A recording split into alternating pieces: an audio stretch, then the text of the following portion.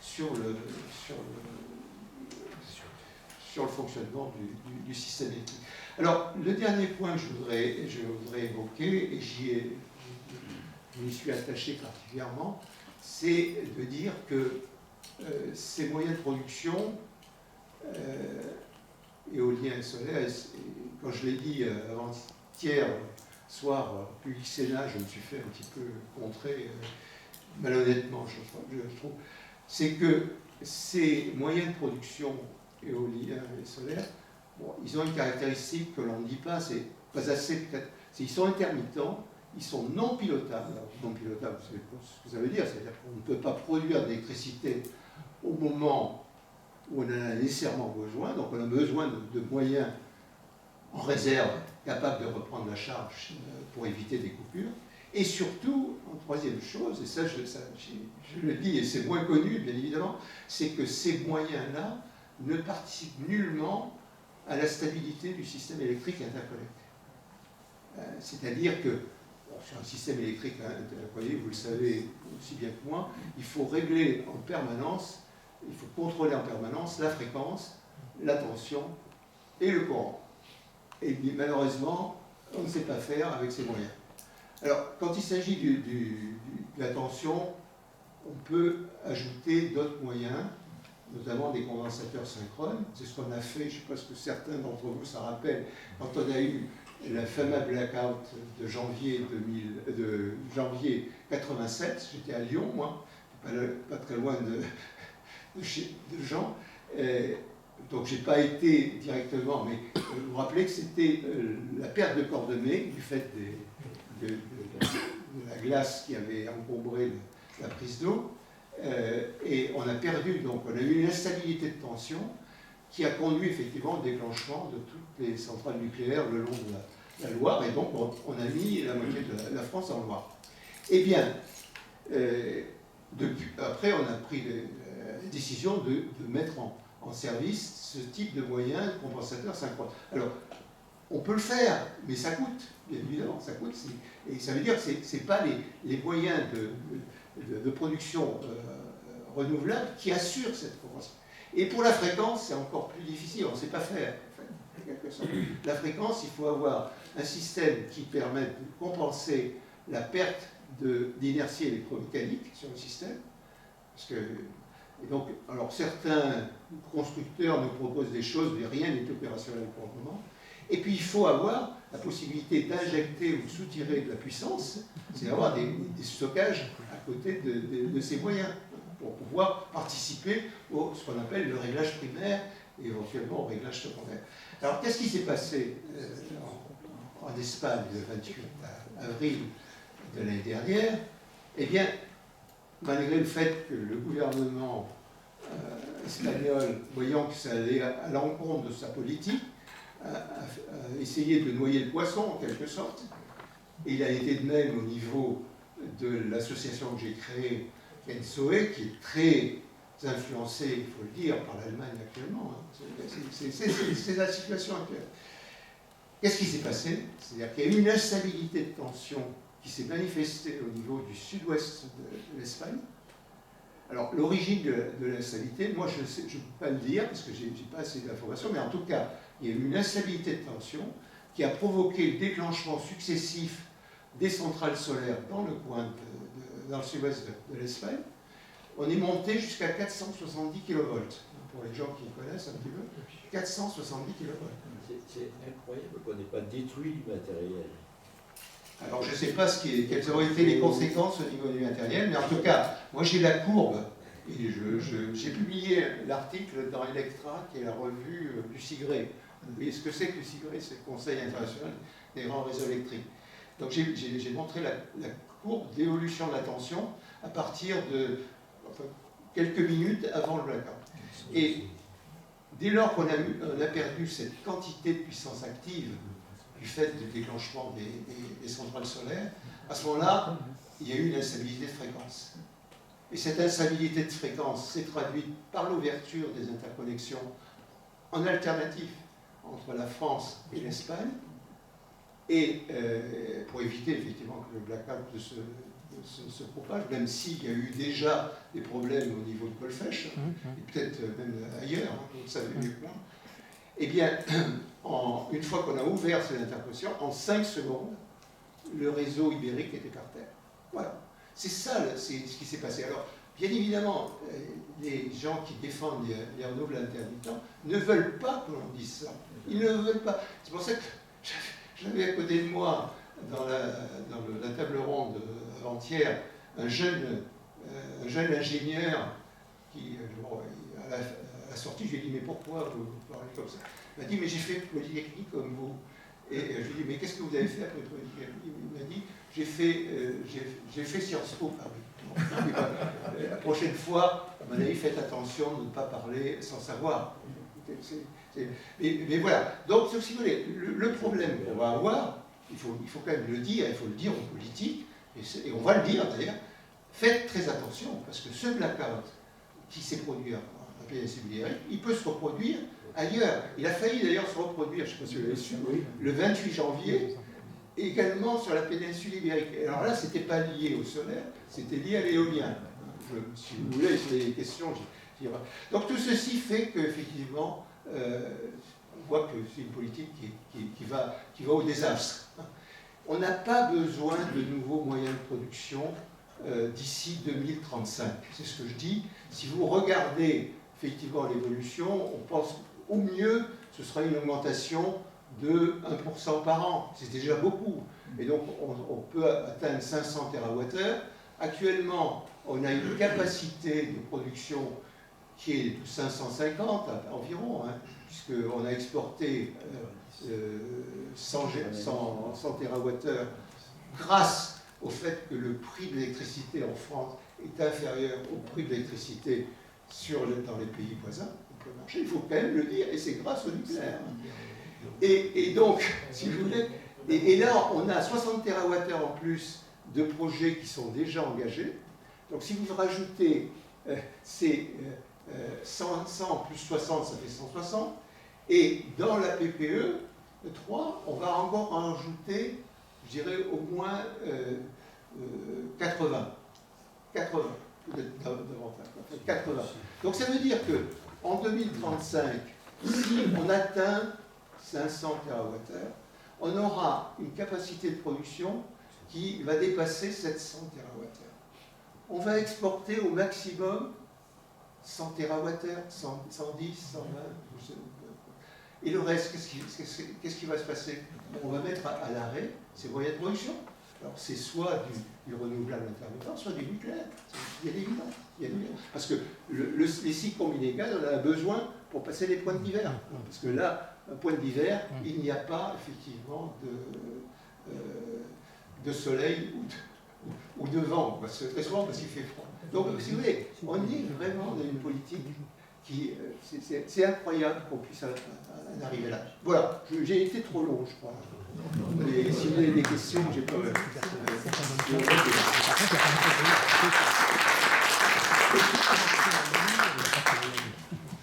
Je vous écoute. Si vous avez des questions. Qui veut poser la première question? Je voudrais savoir ce que vous pensez de votre successeur, Monsieur Brotte. Tiens. Prenez le micro. Oui, je voudrais savoir ce que vous pensez de votre successeur, Monsieur Brotte, et des séquelles qu'il a laissées chez RTE actuellement. Parce qu'on a l'impression quand même que Monsieur Vérinck est encore un défenseur des renouvelables. Oui. Alors, je vais vous dire ce que je pense, en toute franchise. Il se trouve que François Brotte faisait partie des députés qui s'intéressaient aux questions d'énergie. Il a participé en particulier à la fameuse commission Champsor qui a conduit à l'adoption de la RED. Si vous avez des questions sur la RED, je pourrais répondre volontiers. Donc je le connaissais très bien. Et chaque fois que je le voyais, il faisait que des compliments, cet homme. Il me disait, c'est formidable. Et puis je me suis aperçu qu'en fait, ce qu'il cherchait, c'est effectivement de prendre ma place. Alors, il n'avait pas encore la possibilité de le faire, mais il l'a fait avec mon successeur. Et avant qu'il ne prenne ses fonctions, j'ai été le voir, parce que je le connaissais, j'étais le voir, il était président de la Commission des affaires économiques de l'Assemblée nationale, et je lui ai dit, François, ce n'est pas un poste pour vous. si vous voulez venir à RTE, prenez la présidence du conseil de surveillance. Ah, il m'a dit non, moi je veux être l'opérationnel. Je veux effectivement diriger RTE. Mon père était agent EDF, et donc je veux lui montrer que je suis capable de diriger une entreprise. Bon, on a vu ce qui s'est passé, il était lamentable. Sa direction, il ne connaissait rien au sujet. Il pense, par exemple, au lieu de renforcer les capacités de transit des lignes à haute tension, il proposait de mettre des batteries aux deux extrémités pour stocker l'électricité et attendre que le transit baisse. Il a dépensé des dizaines de millions d'euros là-dessus. C'est vraiment une catastrophe, cette personne. Et le problème, c'est qu'il voulait rester à la fin de son mandat, de 5 ans, et qu'il a été remercié, parce que la personne qui l'avait accompagné, bien évidemment, avait une meilleure relation politique à ce moment-là que lui, et c'est donc le conseiller du Premier ministre, puis du Président de la République, Piejavik, qui a pris sa suite. Alors Piejavik, sur le plan des relations personnelles, avait sans doute peut-être plus de possibilités que Brock, mais sur le plan technique, il ne connaissait absolument rien au sujet. Absolument rien. Et donc, et puis si vous voulez, ce qu'il y a, c'est qu'il a introduit au sein de RTE les lobbies éoliens, notamment France Renouvelable et le syndicat des énergies renouvelables, et Négawatt. Donc, ce qu'il a fait, il a sorti les fameux futurs énergétiques de la France. Quand on voit la situation actuelle, on se dit, mais comment ils ont pu imaginer un truc pareil? C'est complètement aberrant. Donc, pour le remercier du bon travail qu'il a fait, on le nomme à la présidence de la RATP. On bien lui fasse et on verra ce qu'il est capable de faire à la RATP. Et la question maintenant se pose, savoir qui va le remplacer. Bon, sans vouloir trahir le secret, c'est pas à mettre sur.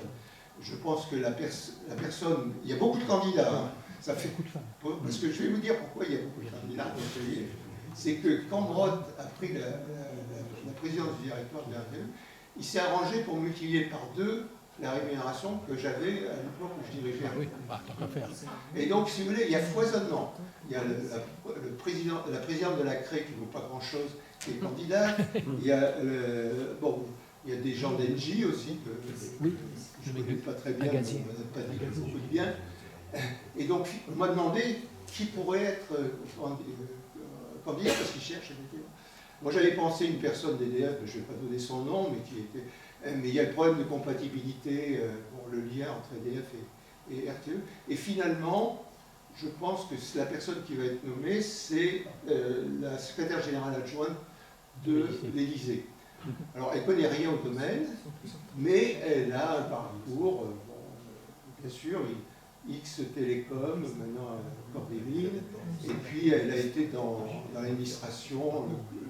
Mais je pense qu'elle n'aura pas une... Enfin, j'attends de voir, hein, mais je pense que ce sera, j'espère, mieux que son prédécesseur.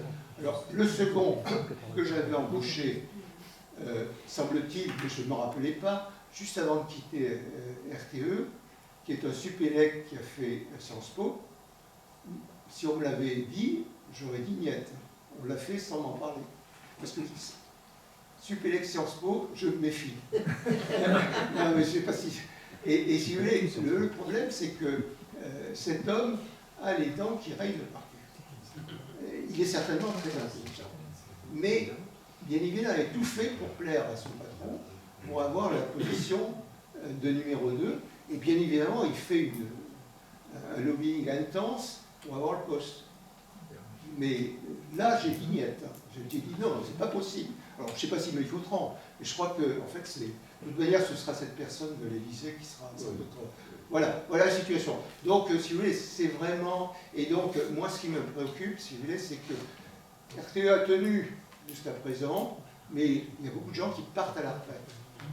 Notamment, j'ai mon ancienne directrice de cabinet qui était la personne qui se... Je ne sais pas si vous voyez de qui je parle, c'est Clotilde Levillain, qui est partie à la retraite. ainsi que la personne qui était auprès d'elle, qui s'occupait de la conduite du système électrique. Donc moi j'ai une crainte, c'est quand même les choses se dégradent assez fortement. Voilà, allez-y.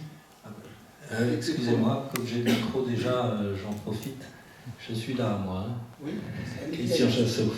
Vous avez évoqué la faible augmentation de consommation globale, en quantité, je vais dire. Oui. Mais il ne faut pas confondre watt et wattheure. À la pointe hivernale, j'ai pu comprendre qu'en janvier, on a eu une belle pointe. Il faut qu'on soit capable de fournir cette pointe de demande avec une marge suffisante pour les aléas comme tempête, panne, etc. Donc, oui, moi, je reste persuadé que, et puis j'appelle de mes voeux une plus rapide électrification des usages. Oui, mais attendez, sur ce point précis, je suis tout à fait d'accord avec vous. Le problème, c'est que les éoliennes et les panneaux solaires ne produisent pas d'électricité au moment où on en a le plus besoin. On l'a vu en Allemagne. En Allemagne, ils ont été obligés, à un certain moment, d'importer jusqu'à 13 gigawatts de nucléaire venant de France. 13 gigawatts. Vous vous rendez compte ? Et donc, ce n'est pas en accroissant la part des renouvelables intermittents qu'on règle le problème. Donc, le problème, c'est effectivement, il y a une erreur énorme qui a été commise entre 2012 et 2020, c'est d'avoir mis à la casse 10 gigawatts de centrales à fioul et centrales à gaz, charbon. Et donc, si vous voulez, alors ça a été fait comment ? Il faut quand même que je le dise. Ça a d'ailleurs été évoqué lors de la commission d'enquête sur la perte de souveraineté énergétique de la France. J'y ai participé d'ailleurs, et j'ai bien entendu ce qu'a dit un haut fonctionnaire qui était en responsabilité à l'époque. Je ne vais pas citer son nom, mais il a dit la chose suivante: effectivement, on a fait une erreur, il aurait fallu mettre ces moyens de production sous cocon, parce que du fait du mode de construction du parc nucléaire, on peut avoir des effets de série dans les pannes. Et c'est ce qui s'est produit. Alors, vous évoquez également. Et donc, qu'est-ce qu'il faut faire actuellement ? Il faut effectivement avoir quelques cycles combinés supplémentaires et transformer éventuellement. Moi, si vous voulez, Cordemais, on est en train de le fermer, je crois. Ben, c'est dommage parce qu'on pourrait avoir une centrale à gaz à Cordemais. Et ceci, non seulement ça va contribuer à la stabilité du réseau de l'ouest de la France, de la Bretagne, éviter qu'on ait un nouveau blackout. C'est vrai qu'il y a une centrale à gaz qui a été construite au milieu de la Bretagne, je crois que c'est en Landerneau, je crois. Landivision. Voilà. Et donc, si vous voulez, mais il faut, et je pense que la politique actuelle, je le dis, il n'y a pas beaucoup de gaziers, je pense, dans l'assistance, mais on va beaucoup trop loin dans l'élimination du gaz. Je pense que le gaz constitue une énergie de transition, si on veut alors que le nucléaire n'est pas une énergie de transition, contrairement à ce que raconte. Alors bien évidemment, il y a eu une décision qui a été prise. Alors je vais critiquer mon successeur, que j'avais d'ailleurs fait en sorte qu'il me remplace, qui est l'ancien directeur général de l'énergie et des matières premières, ça s'appelait à l'époque Dominique Maillard, mais il a pris la décision que dans le critère de garantie de la sécurité de l'alimentation du pays en électricité, on prend en compte les capacités d'importation d'électricité venant des pays voisins. Et on n'est jamais sûr que les voisins soient capables, effectivement, de nous vendre de l'électricité au moment où on en a le plus besoin. Alors, ça peut effectivement arriver. Et donc, de ce fait, les responsables au niveau de l'État ont considéré qu'effectivement, on pouvait mettre à la casse ces 10 gigawatts. Puis en plus, on a fermé Fessenheim, ce qui est un vrai scandale. Voilà. Je ne sais pas si j'ai répondu à votre question. Pour passer les pointes de cette année, on a importé. Oui, parce qu'on n'a pas assez de centrales à gaz. On a importé. Oui, et bien sûr. alors qu'on avait taux de disponibilité du nucléaire. Bien sûr, bien sûr. Si tu veux, actuellement, avec le parc que l'on a, on peut guère dépasser 85 gigawatts. C'est à peu près ça. Oui, c'est ça. 85 gigawatts. Donc ça veut dire. Et on a fermé 12 gigawatts. Voilà. Moi, quand j'étais. On a eu des pointes à 100 gigawatts. 102 gigawatts. Oui. Oui. Dans la PPE3 Oui. actuelle, il est inclus la construction d'un parc de 6 nouveaux réacteurs nucléaires. Considérez-vous que les faiblesses qu'ont montré la construction de l'EPR de Flamanville Oui.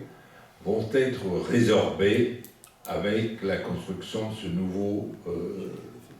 nouvel ensemble de 6 réacteurs? Les PPS, vous avez dit quoi? J'ai pas compris. Les faiblesses. Les faiblesses qu'ont montré la construction de l'EPR de Flamanville, est-ce que vous considérez qu'elles vont être résorbées Alors, dans la construction des 6 prochains prenons réacteurs? d'abord Flamanville 3. Il faut savoir que le projet a été engagé sous de mauvaises auspices. C'était un projet franco-allemand. C'était l'Airbus nucléaire. C'est l'accord entre Mitterrand et l'école. Alors apparemment, ça apparaissait comme vraiment quelque chose de... Il faut en tirer les leçons d'ailleurs pour l'avion de combat. Et donc, ceci a été fait. Et bien évidemment, les Verts allemands, qui étaient derrière, en particulier Siemens, se sont ingéniés à compliquer les spécifications de ce réacteur. Et c'est ce qui explique une partie des difficultés. Ce qu'a dit en particulier Broglio quand il a été auditionné justement par cette commission européenne, il avait été visiter le chantier avec Bouygues et le patron de Bouygues a dit « Mais moi, j'arrive pas à construire, il y a tellement de ferraille avec le béton, c'est très très compliqué. » Bon, c'est un exemple parmi d'autres. Alors, si vous voulez, alors, il y a eu également, il faut le dire, et ça, il y a des personnes qui connaissent bien, qui ne sont pas là, mais qui connaissent bien et avec qui je suis en relation, c'est le rôle qu'a joué l'ASN après Fukushima. C'est-à-dire qu'ils ont, en quelque sorte, modifié fortement et en continu les normes de sûreté du nucléaire. Et ceci, bien évidemment, a été un facteur important de retard et d'augmentation du coût. Ça, c'est clair. Donc il faut en tirer tous les enseignements de ceci. Alors aujourd'hui, moi j'ai eu un échange avec le nouveau président qui a quand même une certaine expérience du domaine. Et lui s'emploie effectivement à faire en sorte de tirer tout l'enseignement, non seulement de Flamanville 3, mais également des autres projets d'EPR qui ont été réalisés dans le monde, chinois et également finlandais. Et puis aussi maintenant, puisque c'est quand même assez avancé, le chantier d'Hinkley Point, qui devrait déboucher avant la fin de la décennie. Donc, si vous voulez, c'est vrai qu'on a un handicap, il faut le dire très clairement. L'EPR2, même avec le nouveau design, va coûter sans doute, au moins au départ, plus cher que les réacteurs concurrents qui sont proposés par les Américains, par rapport les Coréens. Je ne parle pas des Chinois, bien évidemment. Donc voilà, et donc la question, effectivement, pourrait se poser pour dire, est-ce qu'on a bien fait de poursuivre sur le 1650 ? Moi, je ne connais pas suffisamment le sujet, donc je ne peux pas parler tellement sur ce point. Ce que je constate, c'est que dans tout ce qui s'est... Les marchés qui se sont présentés en Europe, EDF n'a eu aucun projet jusqu'à présent. Alors, ce que veut faire effectivement le nouveau président, c'est faire en sorte, avec l'effet de série, le prix baisse. Et surtout raccourcir le temps nécessaire pour la construction, parce que plus le temps est long, je parle devant des spécialistes, moi je connais moins ces choses-là que vous, mais plus le temps est court, moins le prix est élevé. Alors il y a ça, Et puis, ce qui est très important, et Claire Carbonnet est dans la salle, je veux dire surtout, c'est qu'il faut dès maintenant relancer le projet Astrid et construire un prototype de réacteur nucléaire de neutron rapide, d'une puissance qui est peut-être de l'ordre de 600 MW, peut-être un peu plus, et qui soit opérationnel en 2050. C'est ce que je suggère, et je pense que le prochain Conseil de politique nucléaire devrait acter cela. Mais il faut dire que le CEA, il part de loin. Je ne sais pas s'il y a des anciens du CEA. Ils se désespèrent. Ils sont désespérés. Je déjeune avec Yves Bréchet la semaine prochaine, donc j'en saurai un peu plus. Il a sauté mon rencontre. Allez-y. Dans l'ordre, Frédéric, ensuite il y a Claude, Paul et Christian. Bon, sur RTE, on trouve de très bonnes estimations du prix de l'offshore éolien. Oui. Bon, ça a été fait. Je pense que Vérin est un peu plus raisonnable que d'autres, mais je ne connais pas. C'est vrai.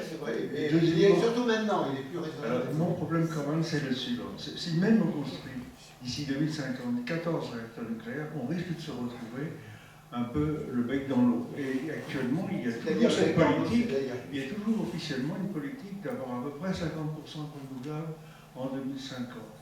Alors, c'est pour l'avenir lointain que nous ne connaîtrons pas, que je ne connaîtrai pas, il y a un problème sérieux quand même.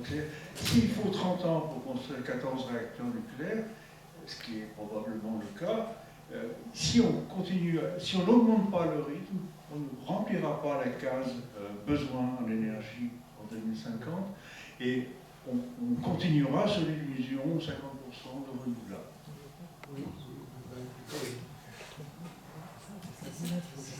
C'est 50%, c'est ce qui est imposé par l'Europe. Encore une fois, le Green Deal. Donc il faut, à mon avis, absolument obtenir la neutralité technologique entre le nucléaire et le renouvelable. Ça, c'est l'erreur qui a été commise dès le départ, je dirais dès les années 2008-2009, je tiens à le dire. On aurait dû se méfier et demander à la Commission de traiter le nucléaire comme elle traite les renouvelables. Parce que dans les deux cas, on produit de l'électricité qui est totalement décarbonée. Beaucoup plus décarbonée d'ailleurs avec le nucléaire qu'avec les renouvelables. Donc si vous voulez, c'est ça.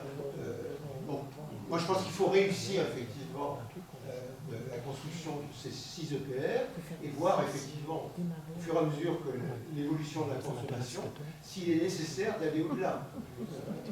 Mais encore une fois, ce qui me paraît important, c'est en même temps, là je dis en même temps, il faut construire ce prototype de réacteur à neutron rapide.